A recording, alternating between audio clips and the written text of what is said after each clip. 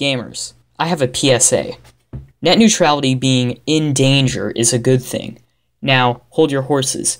You gotta ignore what all these big YouTubers and pretty much every popular person with a mouth has shilled to you. Net neutrality is not going to make every ISP nickel and dime you for your shitty websites. Why? That's horrible business. And net neutrality being removed will create more competition, resulting in the bad biz getting kicked out. How? Let me explain. Net neutrality consists of laws regulating all internet traffic, making ISPs unable to discriminate against certain content, websites, etc. Now, this sounds great on paper and generally in action, but you have some caveats with it. 1. You have the government regulating our internet. You can have your opinions on this, but as a conservative, I'd rather the government regulate as little as possible. 2.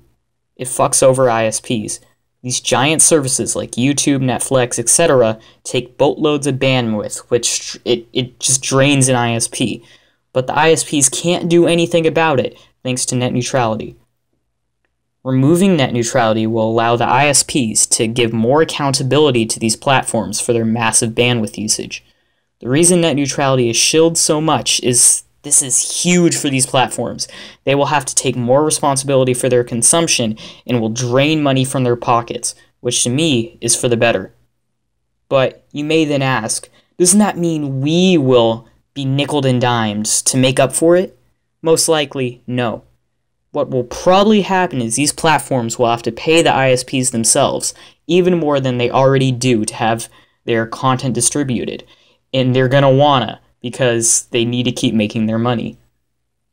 And if an ISP does choose to nickel and dime websites because they can, new ISPs will pop up because people will end up getting sick of their current ISPs, and the new ISPs will take advantage of this and get their money. Repealing net neutrality is a win-win.